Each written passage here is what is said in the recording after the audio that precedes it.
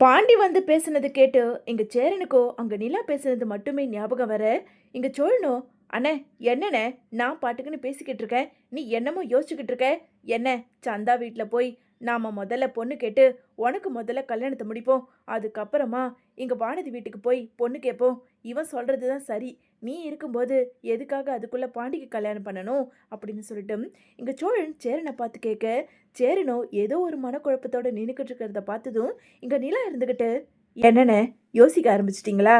நீங்க என்ன யோசிக்கிறீங்கன்னு எனக்கும் புரியுது. நான் உங்ககிட்ட சொல்லியிருந்தேன்ல, இந்த மாதிரி பாண்டியும் வானதியும் கல்யாணம் பண்ணிக்கிட்டு வந்துட்டா, நீங்களும் சேரனும் கல்யாணம் பண்ணிக்கிட்டு வந்துட்டா நான் இந்த வீட்டை விட்டு போயிடுவேனேன்னு நீங்க யோசிக்கிறீங்க, அப்படி தானே அப்படின்னு சொல்லிட்டு அங்க இருந்த நிலா கேட்க உடனே சேரன் இருந்துக்கிட்டு, என்னப்பா நான் மனசுக்குள்ள யோசிக்கிறத அப்படியே நீ வெளியே சொல்ற? ஆமாப்பா, எனக்கு அதுதான் மனசுக்கு ரொம்ப கஷ்டமா இருக்கு. நானும் சந்தாவை கல்யாணம் பண்ணிக்கிட்டு வந்துட்டேனா, பாண்டியும் வானதியை கல்யாணம் பண்ணிக்கிட்டு வந்துட்டா, அதுக்கப்புறம் நீ இந்த வீட்டை விட்டு போயிட்டா இந்த வீடு எங்களுக்கு வீடா இருக்காதுப்பா. ஏன்னா நீ இந்த வீட்டுல எப்போ முதல் காலடி எடுத்து வச்சியோ அப்போத்துல இருந்து தான் இந்த வீடு வீடா இருக்கே தவிர மற்றபடி இது வீடாவே இருக்காதுப்பா. தயவு செஞ்சு உங்ககிட்ட கெஞ்சி கேட்டுக்கிறேன், எனக்கும் சரி பாண்டிக்கும் சரி கல்யாணமானா இந்த வீட்டை விட்டு போகக்கூடாது. அப்படி நீ இந்த வீட்டை விட்டு போவனா எனக்கு கல்யாணமே வேண்டாம் அப்படின்னு சொல்லிட்டு இங்க சேரன் சொல்ல உடனே நிலா இருந்துகிட்டு, ஐயோ அண்ணே என்னண்ணே, 1000 தான் இருந்தாலும் நான் இந்த வீட்டை விட்டு போய் தானே ஆகணும். ஏன்னா நான் சோழனை விருப்பம் இல்லாம தானே கல்யாணம் பண்ணிக்கிட்டு இருக்கேன், இது நிஜ கல்யாணமா ஆகாதுல்ல. நீங்க என்னை பத்தி எல்லாம் கவலைப்படாதீங்கண்ணே, நான் இந்த வீட்டில் இருக்கிறதுக்கு முழு காரணமே உங்க 2 பேருக்கும் கல்யாணம் ஆகணும், எனக்கு அதுதான் முக்கியம். நான் போகிறத பத்தி நீங்க கவலைப்படாதீங்க, என்ன யோசிக்காதீங்க அப்படின்னு சொல்லிட்டு இங்க நிலா சொல்ல உடனே நடேசன் இங்க கேட்டுட்டு உள்ள வந்த நடேசனோ, இங்க பாருமா, சேரன் சொல்றதுல தப்பு ஒன்றும் கிடையாது. நீ எதுக்காக இந்த வீட்டை விட்டு போகணும்? இது உன் வீடு மாதிரி, இந்த வீட்டில் குலதெய்வம் மாதிரி. நீ வீட்டுக்கு வந்த பிறகுதான் இந்த வீட்டில் இருக்கிறவனுங்களும் அவனுங்க ஒழுங்கா இருக்க ஆரம்பிச்சிருக்கானுங்க. நீ எல்லாம் இந்த வீட்டை விட்டு போகக்கூடாது அப்படின்னு சொல்லிட்டு நடேசன் சொல்ல உடனே இங்க சேரனும் கையை நீட்டி அங்க நிலா கிட்ட சத்தியம் கேட்குறாரு. இங்க பாரு நிலா, நான் எனக்குன்னு ஒரு கல்யாணம் ஆகணும்னா நீ இந்த வீட்டை விட்டு போகக்கூடாது. அப்படி எனக்கு நீ சத்தியம் பண்ணி கொடுத்தா நான் உனக்கு சத்தியம் பண்ணி கொடுக்குறேன், நான் கல்யாணம் பண்ணிக்கிறேன், எனக்கு நீ சத்தியம் பண்ணு அப்படின்னு சொல்லிட்டு இங்க சேரன் அங்க நிலா கிட்ட சத்தியம் கேட்க இங்க நிலாக்கோ என்ன பேசுறதுன்னு தெரியாம அப்படியே சில மாதிரி நின்றுக்கிட்டு இருக்க. உடனே இங்க சோழனும், ஆ சூப்பர், அண்ணன் இப்பதான் நம்ம மனசை புரிஞ்சுக்கிட்டு நிலா கிட்ட சத்தியம் கேட்குறாரு, கண்டிப்பா அண்ணன் தங்கச்சி பாசத்துல அப்படின்னு சோழன் ஒரு பக்கம் யோசிச்சுக்கிட்டு நின்றுக்கிட்டு இருக்க. இங்க பாண்டியன் இருந்துக்கிட்டு, ஆமாங்க அண்ணி, நீங்களும் இந்த வீட்டை விட்டு போகக்கூடாது. நான் வானதியை கல்யாணம் பண்ணிக்கிட்டு இந்த வீட்டுக்கு வந்தாலும் நீங்கள் இந்த வீட்டில் தான் இருக்கணும் அப்படின்னு சொல்லிட்டு இங்கே பாண்டியனும் சத்தியம் கேட்க, கண்டிப்பாக நான் உங்களை விட்டு போக மாட்டேன், நான் இங்கே தான் இருப்பேன் அப்படின்னு சொல்லிட்டு இங்கே சேரனுக்கும் பாண்டியனுக்காக அழுதுகிட்டே நிலா அங்கே 2 பேர்கிட்டையும் சத்தியம் பண்ணி கொடுக்குறாங்க. இன்னொரு பக்கம் இங்கே வானதி வீட்டுக்குள்ளே வந்த வானதியை பார்த்ததும் அங்கே வானதியோட அண்ணனும், நல்லா இப்பயாவது அவனை பற்றி தெரிஞ்சுக்கிட்டியா? உனக்கு தேவைதாண்டி இதெல்லாம், நீ அவனை நம்பி போகாதன்னு நாங்கள் எத்தனை தடவை உனக்கு அட்வைஸ் பண்ணோம், அப்போல்லாம் உனக்கு கசக்குச்சு. இப்போ இப்போ மட்டும் என்ன, அவனை வெளியே தள்ளி கதவு தானே சாத்திட்டு வர? அன்னைக்கே நான் பார்த்த மாப்பிள்ளைக்கு நீ கழுத்தை காட்டியிருந்தா இன்னொரு சந்தோஷமா கல்யாணம் பண்ணிக்கிட்டு நிம்மதியான வாழ்க்கையை வாழ்ந்திருப்ப.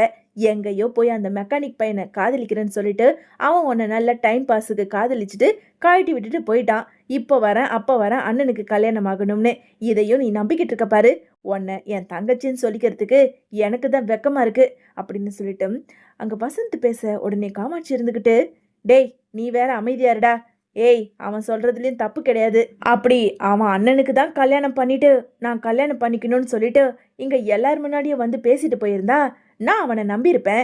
ஆனா இனிமேலும் என்னால பொறுத்துக்கிட்டு இருக்க முடியாது, அக்கம் பக்கம் இருக்கிறவங்களுக்கு பதில் சொல்லிக்கிட்டு இருக்க முடியாது, சரியா? ஆக வேண்டிய வேலையை பாரு. இன்னொரு தடவை அவனை பார்க்கறேன் கொள்றேன்னு சொல்லிட்டு அந்த பக்கம் நீ போனன்னு வச்சுக்கோ, கை காலை உடச்சி போட்டுருவேன். அவனே சொல்லிட்டான், நான் இனி வானதியை பார்க்க மாட்டேன் பேச மாட்டேன்னு. நீ அந்த பக்கம் போனேன்னு வச்சுக்கோ, அதுக்கப்புறம் உனக்கு மரியாதை கெட்டு போயிடும் சொல்லிட்டேன், ஜாக்கிரதை, போ உள்ள அப்படின்னு சொல்லிட்டு இங்க வானதி வீட்டில் பயங்கரமா திட்ட. வானதிக்கோ என்ன பண்றதுன்னு தெரியாம ரொம்பவுமே வருத்தத்தோட ரூமுக்குள்ள போறாங்க. மறுநாள் காமாட்சி இங்க வானதியோட கதவை தட்ட, வானதியோ இங்க கதவு திறக்காத தெரிஞ்சுக்கிட்ட இங்க காமாட்சி, டே வசந்த் வசந்த் எங்கடா இருக்க, இங்க வாடா, இங்க வானதி கதவை திறக்க மாட்டேங்கிறா, பைத்தியக்காரி மாதிரி நானும் எவ்வளவு நேரம் தான் கத்திக்கிட்டு இருக்கிறது அப்படின்னு சொல்லிட்டு காமாட்சி கத்தி காதிரி பேச உடனே அங்க வசந்த் வேக வேகமா வந்து என்னதான் கதவை திறக்கலனாலும் இங்க கதவை அடிச்சு உடைச்சு திறக்க அங்க உள்ள வானதி மயங்கி கிடக்கிறத பார்த்ததும் இங்க எல்லாருக்குமே பதட்டமாகுது. டேய் என்னடா இவ ஏதோ மருந்து குடிச்சிட்டு வாயெல்லாம் நுர தள்ளி கிடக்கு. டேய் முதல்ல இவளை ஹாஸ்பிட்டலுக்கு கூட்டிட்டு போகணும். என்னங்க முதல்ல ஆட்டோ எடுங்க அப்படின்னு சொல்லிட்டு பதறி போய் காமாட்சி கத்த இங்க வானதிய உடனே ஹாஸ்பிட்டலுக்கு கூட்டிட்டு போய் அட்மிட் பண்ணிடுறாங்க. பாவி பாவி இப்படி எல்லாமா பண்ணணும்? கேவலம் அந்த பாண்டி அவனுக்காக இப்படியெல்லாம் உயிரையே மாய்ச்சிக்கிற துணிஞ்சிருக்கா. என்னதான் பண்ணி தொலைகிறதுனே தெரியல இவள அப்படின்னு சொல்லிட்டு காமாட்சி ஹாஸ்பிட்டல்ல உட்காந்து அழுதுகிட்டு இருக்க உடனே அங்க வசந்த் இருந்துகிட்டு ஏமா எல்லாத்துக்கும் காரணம் அந்த ராஸ்கல் தாமா. நம்ம தங்கச்சி என்னம்மா பண்ணா? அவ உயிருக்குயிர காதலிச்சா அவ்வளவுதான். ஆனா அந்த ராஸ்கல் தான் நம்ம தங்கச்சியை ஏமாத்திட்டு போயிட்டான். அவனை விடக்கூடாதுமா. இப்படியே விட்டோம்னா கண்டிப்பா வானதி அவன் பின்னாடியே போய் செத்தாலும் செத்து தொலைஞ்சிருவா போல இருக்கு அப்படின்னு சொல்லிட்டு வசந்த் சொல்ல உடனே காமாட்சியோ ஆமாண்டா என் பொண்ணு இந்த நிலைமைக்கு இருக்கிறதுக்கு காரணம் அவன்தான். இரு என் பொண்ணு மட்டும் உயிருக்கு ஒன்றும் இல்லைன்னு சொல்லட்டும், அடுத்த நிமிஷம் அவனுக்கு இருக்கு அப்படின்னு சொல்லிட்டு இங்க காமாட்சி அழுதுகிட்டு உட்காந்துக்கிட்டு இருக்க அதே நேரம் இங்க வானதியை செக் பண்ண டாக்டருமே வெளியே வராங்க. வெளியே வந்த டாக்டர் கிட்ட இங்க காமாட்சி எழுந்து போய் டாக்டர் இப்போ என் பொண்ணு வானதிக்கு எப்படி இருக்கு அப்படின்னு சொல்லிட்டு பதறி அடிச்சுக்கிட்டு அங்க காமாட்சி கேட்க இட்ஸ் ஆல்ரைட். உங்க பொண்ணை நீங்க சரியான நேரத்துக்கு கூட்டிட்டு வந்ததுனால அவங்களோட உயிரை நாங்கள் காப்பாற்றிட்டோம் அப்படின்னு சொல்லிட்டு டாக்டர் சொல்ல உடனே அங்கே இருந்த வானதியோட அப்பாவுமே காமாட்சி விடக்கூடாது, நம்ம பொண்ணை கல்யாணம் பண்ணிக்கிறேன்னு சொல்லி இப்படி ஏமாத்தி என் பொண்ணு இந்த நிலைமைக்கு இருக்கிறதுக்கு காரணம் அந்த ராஸ்கல் தான். அவனை விடக்கூடாது, இப்போவே போய் போலீஸில் கம்ப்ளைண்ட் கொடுக்கணும் அப்படின்னு சொல்லிட்டு வானதியோட அப்பா சொல்ல இப்போதான் நீ ஒரு அப்பனாவே பேசியிருக்க. யோ நீ பொண்ணு பக்கத்திலே இரு, நான் போய் வசந்தை கூட்டிக்கிட்டு போலீஸ் ஸ்டேஷனில் போய் கம்ப்ளைண்ட் கொடுத்து அந்த பாண்டியை தூக்கி உள்ளே வைக்கிறேன், நான் வரேன். டே வசந்த் வாடா அப்படின்னு சொல்லிட்டு வசந்தை கையோட அழிச்சுக்கிட்டு நேராக போலீஸ் ஸ்டேஷன் போய் இந்த மாதிரி பாண்டிங்கிறவனும் பாண்டியோட குடும்பமும் என் பொண்ணை ஏமாத்திட்டாங்க அப்படின்னு ஒரு கம்ப்ளைண்ட்டை கொடுத்து போலீஸோட நேராக அங்கே நடேசனோட வீட்டுக்கு போகிறாங்க. காமாட்சியும் அங்கே வசந்தும் அழைச்சிக்கிட்டு வந்த இன்ஸ்பெக்டருமே இங்கே நடேசனோட வீட்டுக்கு வந்துட்டு சார் இங்கே பாண்டிங்கிறது யாரு அப்படின்னு சொல்லிட்டு இன்ஸ்பெக்டர் கேட்க இங்கே பதறி போன சேரனும் சார் அவன் என் தம்பி தான், என்னாச்சு சார், என்ன எதுக்காக நீங்க போலீஸோட வந்திருக்கீங்க அப்படின்னு சொல்லிட்டு சேரன் கேட்க என்னது உங்களுக்கெல்லாம் எதுவுமே தெரியாதா?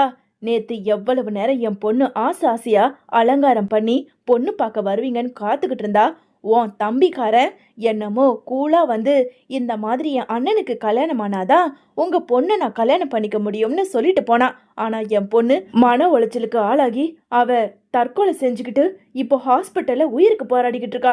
எல்லாத்துக்கும் காரணம் உன் தம்பி பாண்டி தான்.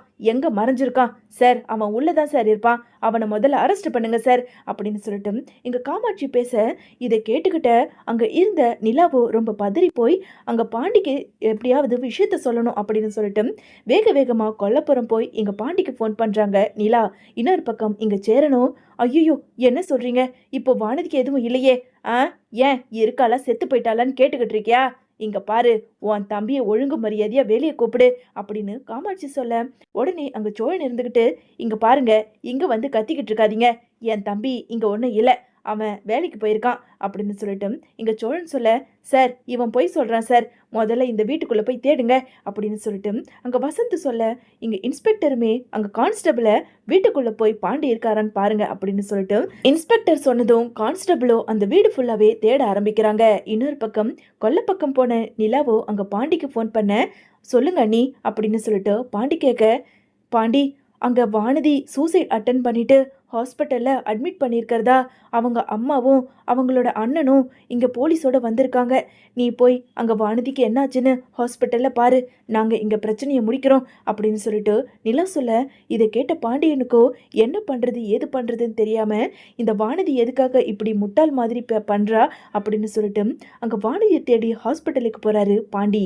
வீடு ஃபுல்லாக தேடி பார்த்த கான்ஸ்டபிளோ வெளியே வந்து சார் உள்ள பாண்டி இல்லை சார், இவங்க தான் சார் இருக்காங்க அப்படின்னு சொல்லிட்டு இதை சொன்னதும் கேட்டதும் அங்கே இருந்த காமாட்சியோ சார் இவங்களுக்கு முன்னாடியே விஷயம் தெரிஞ்சு அந்த பாண்டி பையில எங்கேயோ மறைச்சு வச்சிருக்காங்க போல இருக்கு, இல்லை சார் அவனை எங்கே மறைச்சு வச்சிருக்காங்கன்னு இவங்களை கேளுங்க சார் அப்படின்னு சொல்லிட்டு அங்கே இருந்த காமாட்சி கத்திக்கிட்டு இருக்க உடனே இன்ஸ்பெக்டரோ கொஞ்ச நேரம் இருமா, இப்போதானே விசாரிச்சுக்கிட்டு இருக்கேன், இங்கே பாருங்க சார் உங்க தம்பி இன்னும் 1/2 ஹவர்ல போலீஸ் ஸ்டேஷனுக்கு வரணும். அப்படி இல்லைன்னா நாங்களே அரெஸ்ட் பண்ணா அது பெரிய பிரச்சனையில போய் முடியும். பார்த்துக்கங்க, நாங்க வரோம் அப்படின்னு சொல்லிட்டு அங்க இருந்த காமாட்சியை அழைச்சிக்கிட்டு இன்ஸ்பெக்டரோ கிளம்ப, இன்னொரு பக்கம் இங்க நிலாவோ, அண்ணே இப்பதானே நான் பாண்டிக்கு ஃபோன் பண்ணி இந்த மாதிரி வானதியை போய் பார்க்க சொல்லியிருக்கேன்.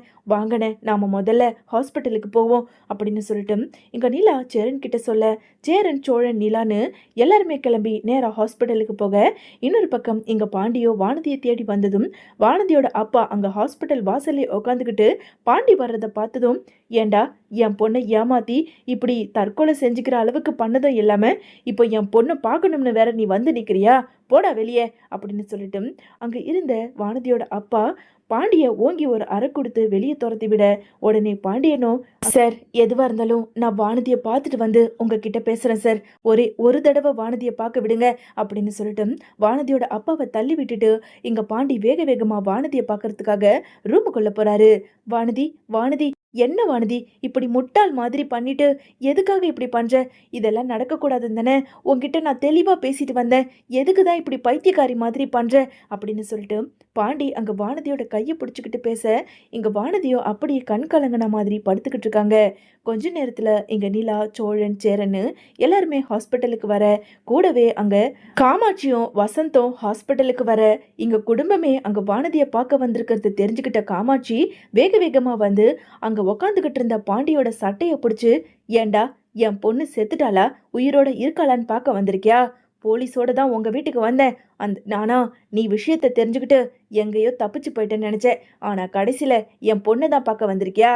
என்ன தைரியம் இருந்தா என் பொண்ணை கொலை பண்ண பார்த்ததும் இல்லாம இப்போ இங்க வந்து உக்காந்துக்கிட்டு இருக்க? கிளம்பு, முதல்ல ஸ்டேஷனுக்கு போ.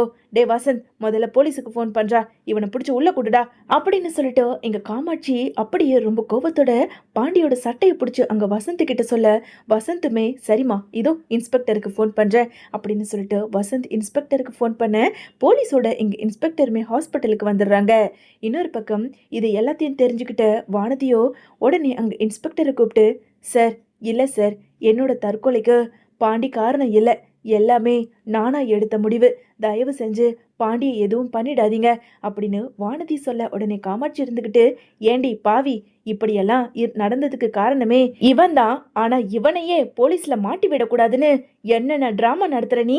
இங்க பாரு, இவனை இப்போ போலீஸ் பிடிச்சிட்டு போனோம் அப்படின்னு சொல்லிட்டு காமாட்சி சொல்ல, அம்மா ஒரு நிமிஷம் இருக்கியா, நான் முதல்ல இன்ஸ்பெக்டர் கிட்ட பேசணும். சார் சத்தியமா என்னோட இந்த நிலைமைக்கு காரணம் நான் தான். நான் இந்த நிலைமைக்கு ஆகிறதுக்கு பாண்டி காரணம் இல்லை. தயவு செஞ்சு போங்க சார். இவன் மேலே இருக்க கோபத்தில் எங்கள் அம்மாவும் எங்கள் அப்பாவும் இப்படியெல்லாம் பண்ணிக்கிட்டு இருக்காங்க அப்படின்னு அங்கே இருந்த வானதி சொல்ல, உடனே வானதி சொன்ன உண்மையை கேட்டு இன்ஸ்பெக்டரோ அங்கே இருந்து போக, காமாட்சியோ இவளோட உயிரை நம்ம காப்பாற்றணும்ல, நம்மளை தான் செருப்பால் அடிக்கணும் பாரு, இப்போவும் அவனை விட்டு கொடுக்காம தான் இவ பேசிக்கிட்டு இருக்கா. இனிமேலும் நாம இங்க இருந்தா பிரயோஜனமே கிடையாது. என்னங்க வாங்க போலாம். டேய் இன்னமும் எதுக்காகடா இவளை வேடிக்கை பார்த்துக்கிட்டு இருக்க, வாடா போலாம் அப்படின்னு சொல்லிட்டு வந்த கோவத்துக்கு காமாட்சியோ அங்க இருந்து கிளம்பி போயிடுறாங்க.